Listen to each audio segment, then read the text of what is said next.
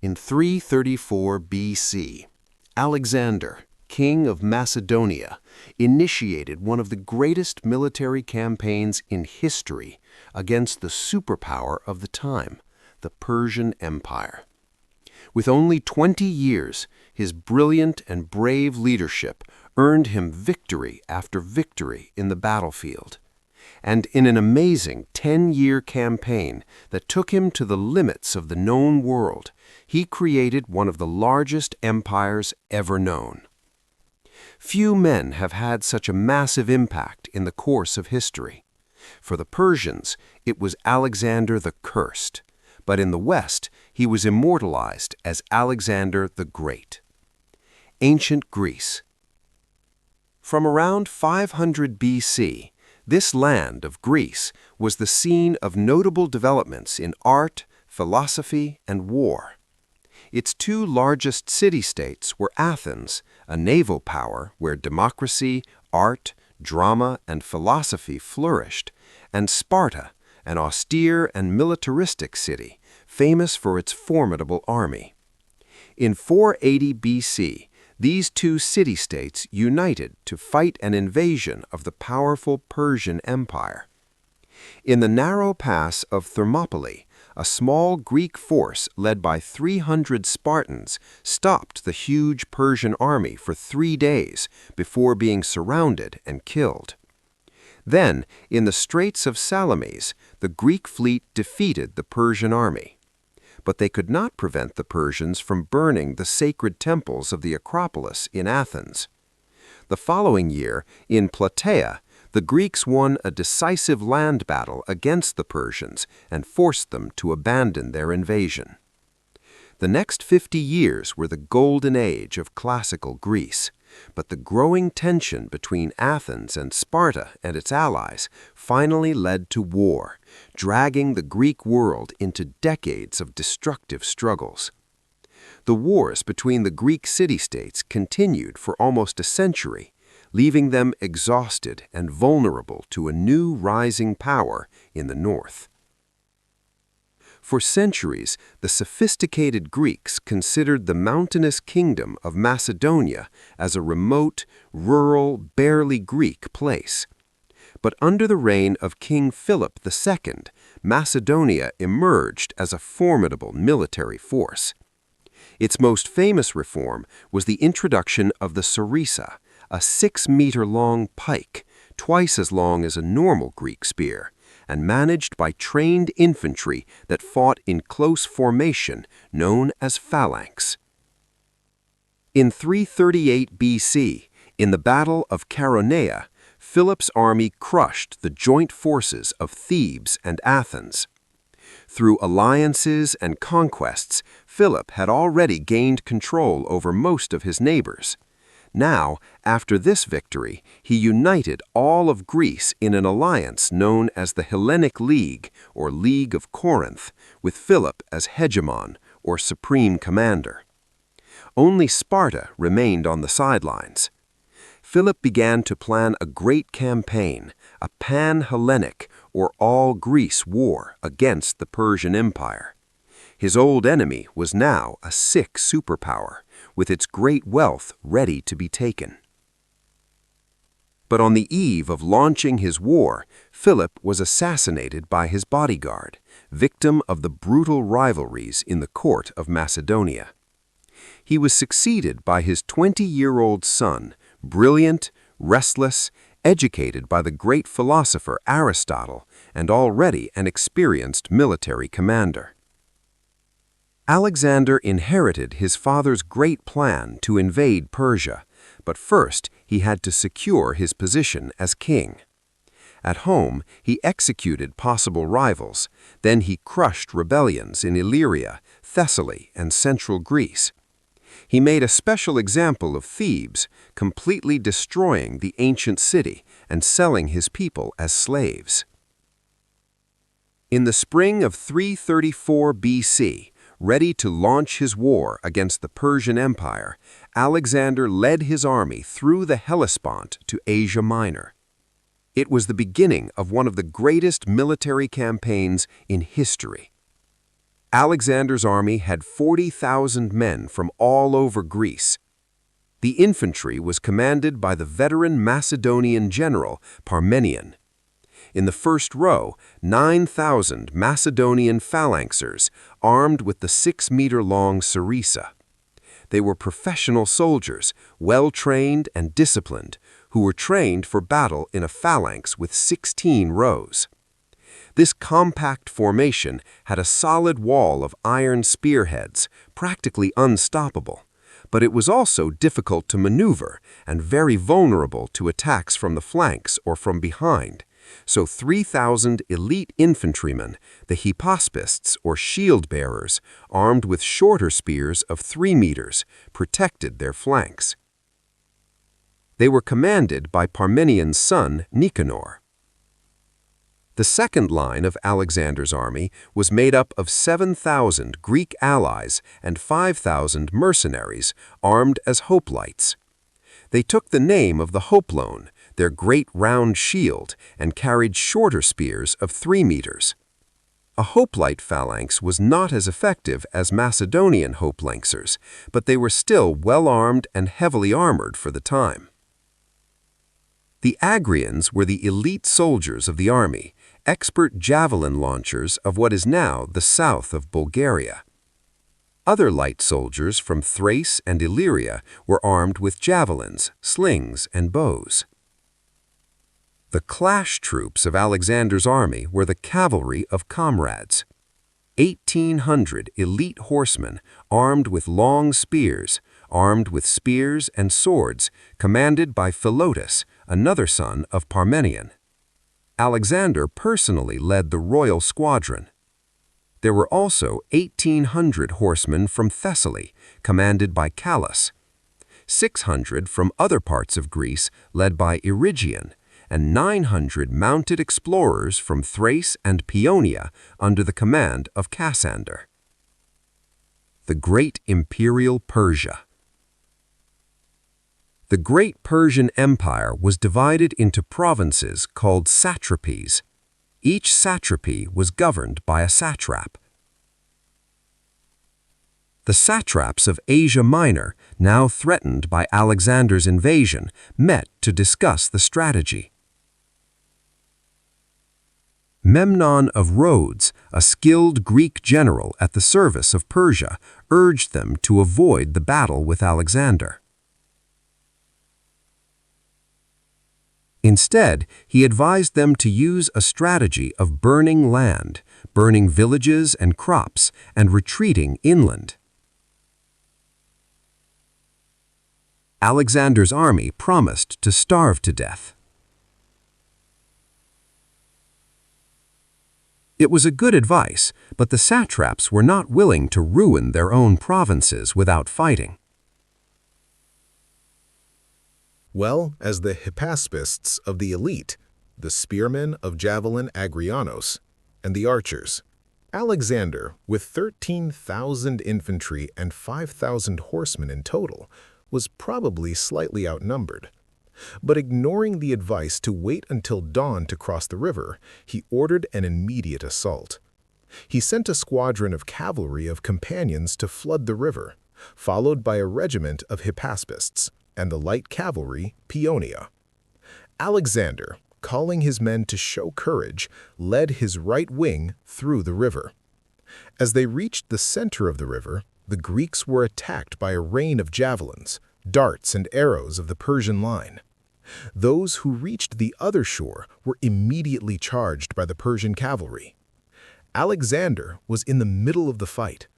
He attacked where all the mass of his cavalry and leaders was stationed.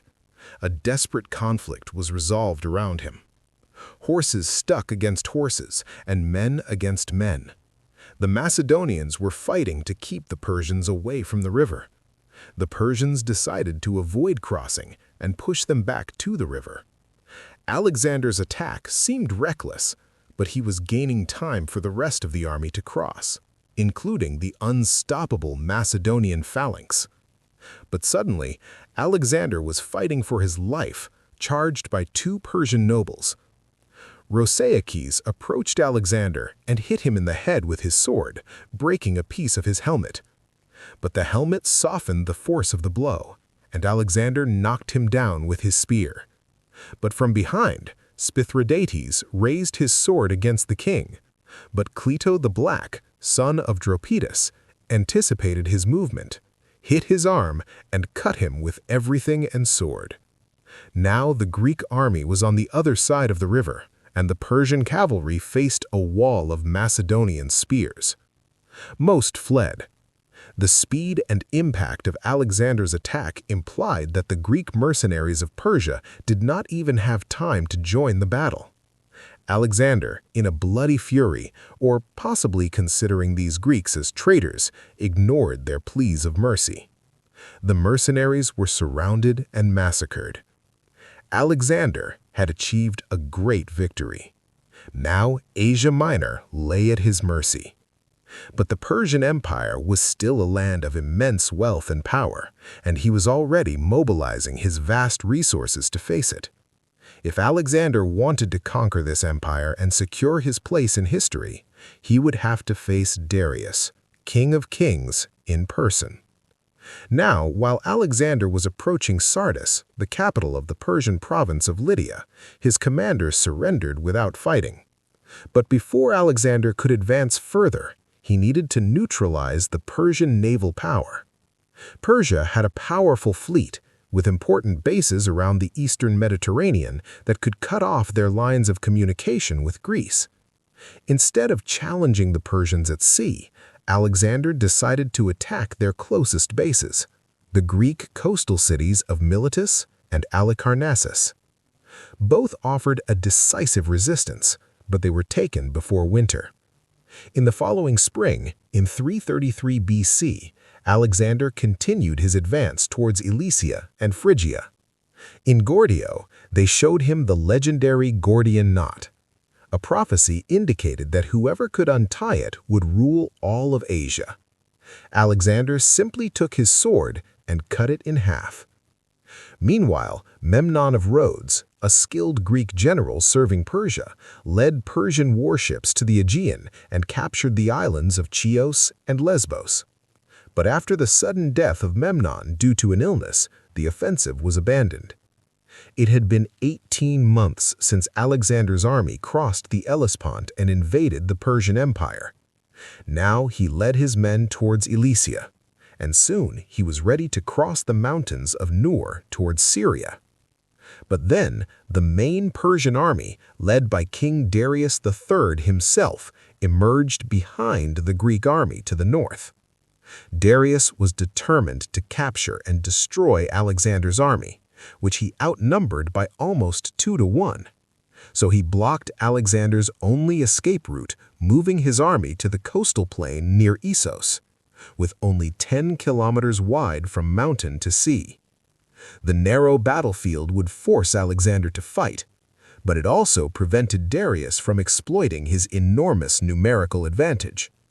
His army, according to some estimates, was up to 100,000 men and contained some of the best soldiers of his vast empire, including 10,000 troops of his personal guard, known as the Immortals. His best cavalry was concentrated on the right wing, at sea, where the terrain was better for the horses. His best infantry, the hoplites Greek mercenaries, formed his center, and the Persian infantry formed his left wing. Alexander deployed his army for battle, once again trusting his left wing, the closest to the sea, to Parmenion with the Greek cavalry and infantry. In the center, as always, was the Macedonian phalanx. Alexander positioned himself with his best troops on the right wing, towards the slopes of the mountain. His elite wild boar launchers, his archers, and behind them the Hypaspists and the cavalry of companions. As they reached the center of the river, the Greeks were attacked by a rain of javelins, darts, and arrows of the Persian line. Those who reached the other shore were immediately charged by the Persian cavalry. Alexander was in the middle of the fight. He attacked where all the mass of his cavalry and leaders was stationed. A desperate conflict was resolved around him. horses stuck against horses, and men against men. The Macedonians were fighting to keep the Persians away from the river. The Persians decided to avoid crossing and push them back to the river. Alexander's attack seemed reckless, but he was gaining time for the rest of the army to cross, including the unstoppable Macedonian phalanx. But suddenly, Alexander was fighting for his life, charged by two Persian nobles. Roseakes approached Alexander and hit him in the head with his sword, breaking a piece of his helmet. But the helmet softened the force of the blow, and Alexander knocked him down with his spear. But from behind, Spithridates raised his sword against the king. But Cleto the Black, son of Dropidas, anticipated his movement, hit his arm, and cut him with everything and sword. Now the Greek army was on the other side of the river, and the Persian cavalry faced a wall of Macedonian spears. Most fled. The speed and impact of Alexander's attack implied that the Greek mercenaries of Persia did not even have time to join the battle. Alexander, in a bloody fury, or possibly considering these Greeks as traitors, ignored their pleas of mercy. The mercenaries were surrounded and massacred. Alexander had achieved a great victory. Now Asia Minor lay at his mercy. But the Persian Empire was still a land of immense wealth and power, and he was already mobilizing his vast resources to face it. If Alexander wanted to conquer this empire and secure his place in history, he would have to face Darius, King of Kings, in person. Now, while Alexander was approaching Sardis, the capital of the Persian province of Lydia, his commander surrendered without fighting. But before Alexander could advance further, he needed to neutralize the Persian naval power. Persia had a powerful fleet, with important bases around the eastern Mediterranean that could cut off their lines of communication with Greece. Instead of challenging the Persians at sea, Alexander decided to attack their closest bases, the Greek coastal cities of Miletus and Halicarnassus. Both offered a decisive resistance, but they were taken before winter. In the following spring, in 333 BC, Alexander continued his advance towards Elysia and Phrygia. In Gordio, they showed him the legendary Gordian Knot. A prophecy indicated that whoever could untie it would rule all of Asia. Alexander simply took his sword and cut it in half. Meanwhile, Memnon of Rhodes, a skilled Greek general serving Persia, led Persian warships to the Aegean and captured the islands of Chios and Lesbos. But after the sudden death of Memnon due to an illness, the offensive was abandoned. It had been 18 months since Alexander's army crossed the Hellespont and invaded the Persian Empire. Now he led his men towards Elysia, and soon he was ready to cross the mountains of Nur towards Syria. But then the main Persian army, led by King Darius III himself, emerged behind the Greek army to the north. Darius was determined to capture and destroy Alexander's army, which he outnumbered by almost 2-1. So he blocked Alexander's only escape route, moving his army to the coastal plain near Issos, with only 10 kilometers wide from mountain to sea. The narrow battlefield would force Alexander to fight, but it also prevented Darius from exploiting his enormous numerical advantage.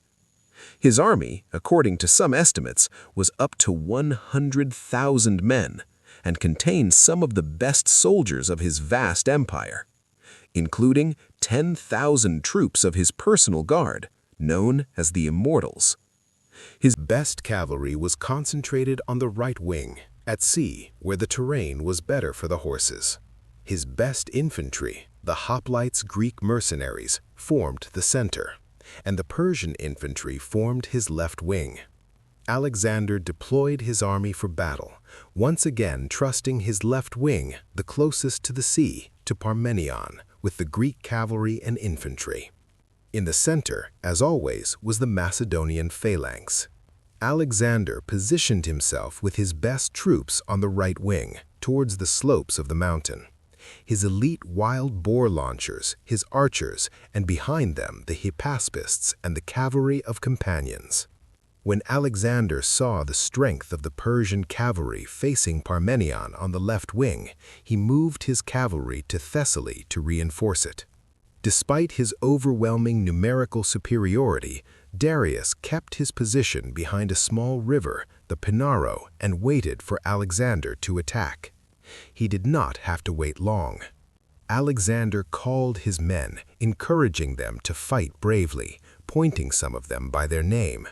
Then, in front of the right wing of his army, he charged. Once again, the speed and the impact of the Macedonian advance made the enemy retreat. But in the center of the battlefield, the Macedonian phalanx was in trouble. In his effort to keep up with Alexander, his formation had been disordered. Now, in fierce battles with Darius's Greek mercenaries, the phalanx was being slowly pushed. Alexander, seeing the danger, regrouped and led his companions in a direct charge towards the Persian center. The Greek mercenaries, threatened on his flank, were soon in disorder, and the Macedonian phalanx was able to resume its advance. Alexander made his way towards the great king, Darius himself. Instead of facing this apparently crazy Macedonian king, Darius fled the battlefield in his royal chariot. Meanwhile, the Macedonian left wing, under the command of Parmenion, fought a desperate battle against the best of the Persian cavalry. If the Persians were able to make their way here, they could surround Alexander's army and snatch the victory from the jaws of defeat. But Parmenion and his troops fought with tenacity and continued to contain the Persians. As news of Darius's escape spread, the troops abandoned the fight and tried to save themselves. The battle became a massacre. Ptolemy, one of the Macedonian commanders, told Alexander that there were so many dead Persians that his men had used them to fill a deep ravine and cross it. The Battle of Issus was an impressive victory for Alexander. Among the spoils of the victory were the wife, the mother, and the 3 sons of Darius, all captured alive and treated with benevolence by Alexander. With the Persian army withdrawn, Alexander dedicated himself to subjugate the western territories of the Persian Empire. The following year, in 332, the coastal cities of Phoenicia submitted to Alexander, putting an end to the Persian naval power in the Mediterranean. But the city island of Tyre resisted.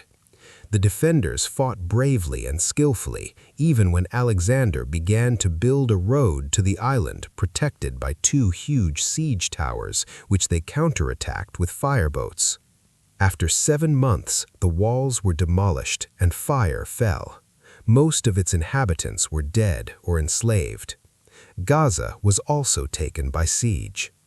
Alexander continued to Pelusium in the Nile Delta, where the Persian governor of Egypt handed over the entire province to Alexander along with the royal treasure. In Memphis, the priests of this ancient land received Alexander as their liberator from the Persian rule and crowned him pharaoh. In the mouth of the Nile, he founded a new city, Alexandria. Then he traveled to the oracle of the desert of Siwa, where, according to some accounts, the priests received him as the son of Amun, king of the gods. Alexander returned to the east, to Tyre, where in 331 he received news of problems in his country. Despite the great victories over the Persians, many Greeks considered Alexander as a tyrant. King Agis of Sparta, with Persian support, launched a revolt against Macedonia. Antipater, Alexander's commander in Greece, was already dealing with a rebellion in Thrace, but he marched quickly to the south and faced Agis in battle near the city of Megalopolis. Even the Spartan legendaries were no longer rivals for Macedonian military power. The Spartan army was crushed. King Agis himself was among the fallen. With his base in Greece secured once more, Alexander advanced to the central territories of the Persian Empire, looking for a final confrontation with Darius III. He received a letter from the Persian king, offering him a fortune in gold, his daughter in marriage, and half of his empire in exchange for peace.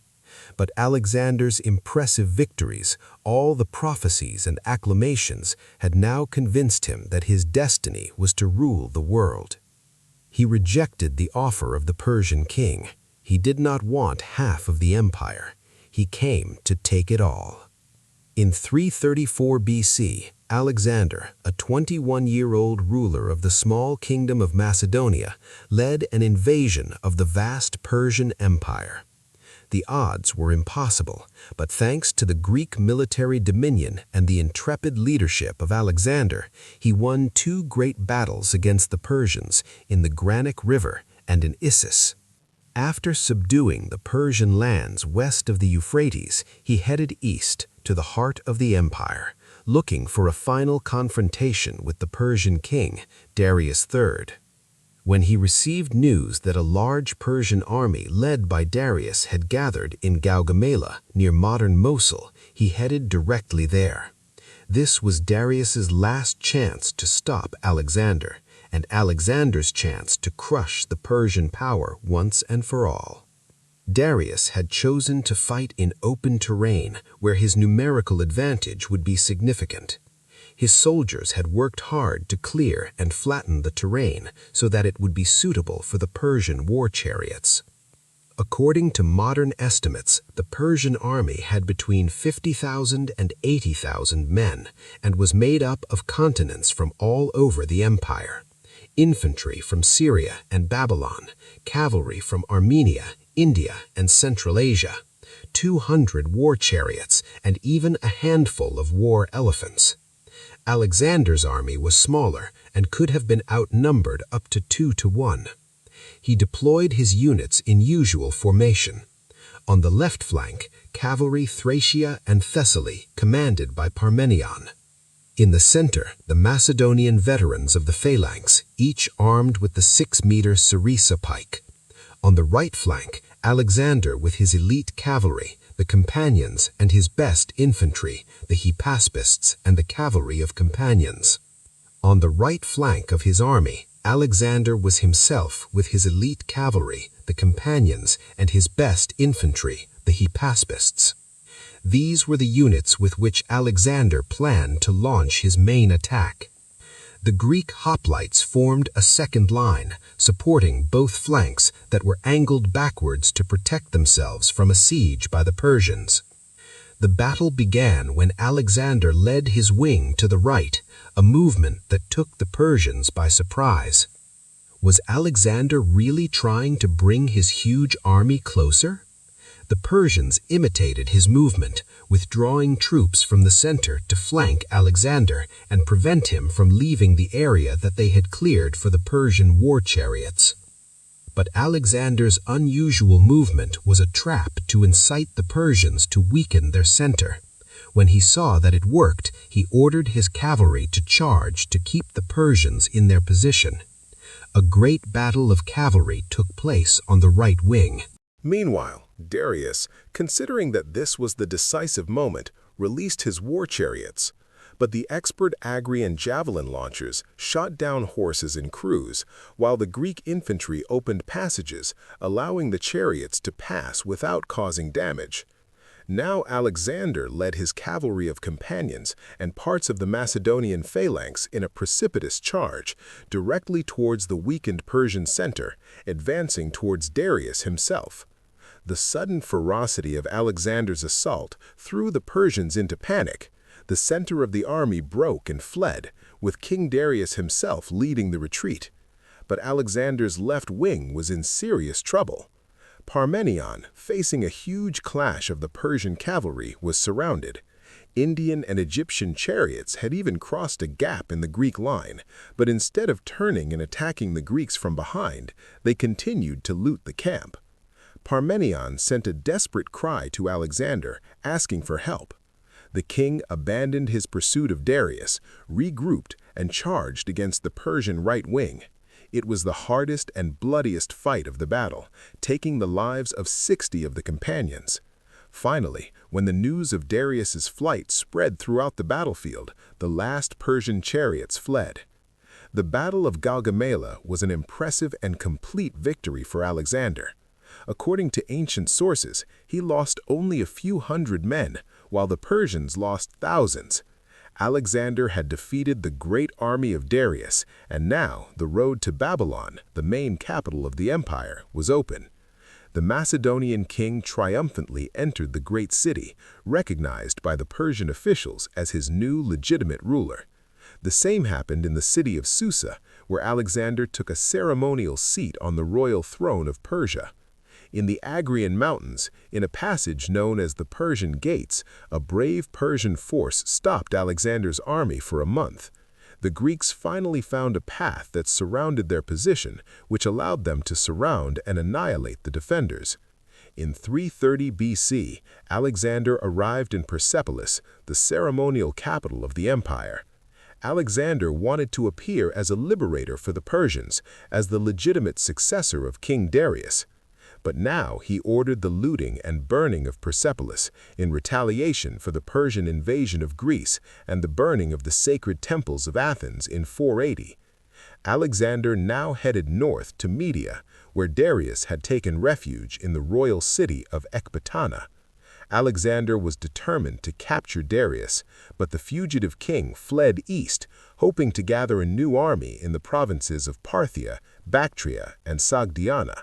But it was not so. While Alexander was approaching, the Persian king was killed by one of his own rulers, Vessus, who later proclaimed himself as the new ruler of the empire. Alexander ordered Darius to be buried in the royal tombs of Persepolis, along with his ancestors. Then he stopped to organize his vast new empire. Alexander appointed 2 kings to govern the provinces in his name, keeping several Persians who had sworn loyalty in their positions. Then he resumed his march eastward. His goal was to find and kill Vessus, a Persian usurper who claimed to be the legitimate king, and subjugate the eastern provinces of the empire. Alexander went first to Aria, now part of Afghanistan, where the Persian governor, Sadybarzanes, had started a revolt after initially pretending to submit to Alexander. The rebellion was crushed, and Sadybarzanes was killed in singular combat by a Greek cavalry officer. Nearby, Alexander founded the city of Alexandria Ariana, today Herat, one of about a dozen cities that Alexander would eventually found, almost all with his name. Alexander marched to Frada. The Macedonian court had a long tradition of conspiracies and murders. 6 years earlier, Alexander's own father, King Philip, had been murdered by his bodyguard. Now he was informed that Philotas, commander of the cavalry of his companions, had discovered a conspiracy to assassinate him, but had kept it a secret. Philotas and his father Parmenion were one of Alexander's most respected commanders and had played crucial roles in all his great victories. But when Philotas confessed under torture, Alexander had him executed. Then he sent assassins back to Ecbatana, where Parmenion was governor, to kill him before he knew about the death of his son and had the opportunity to turn against Alexander. In 329, Alexander resumed his persecution of Vessus.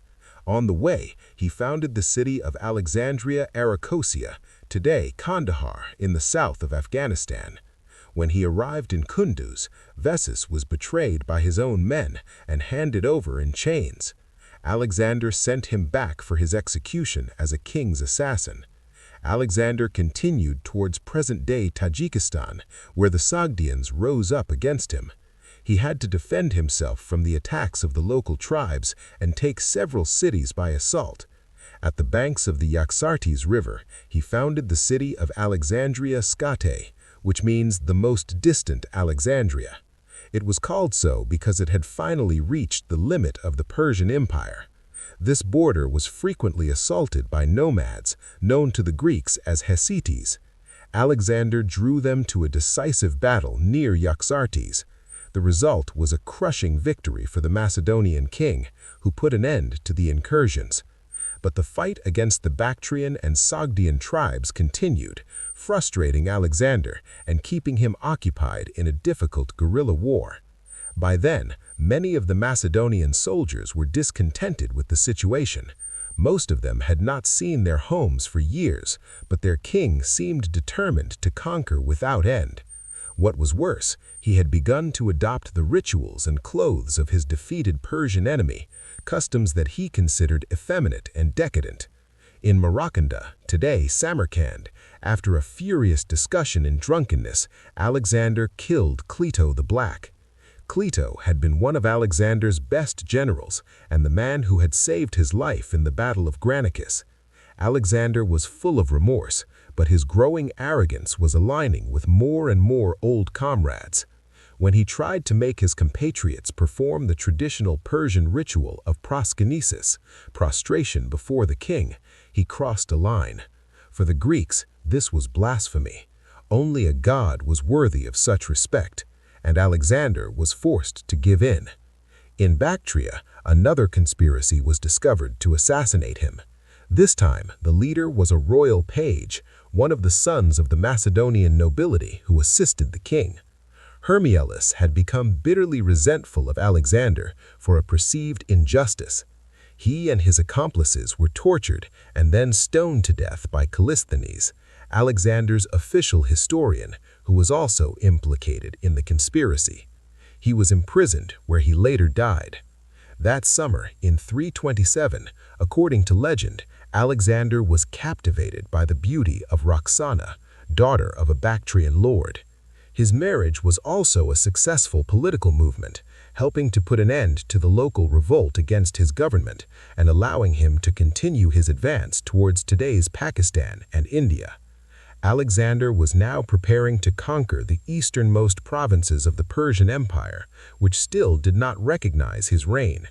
To achieve this, he would first have to cross the mountains of the Hindu Kush and reach the valley of the Indus River.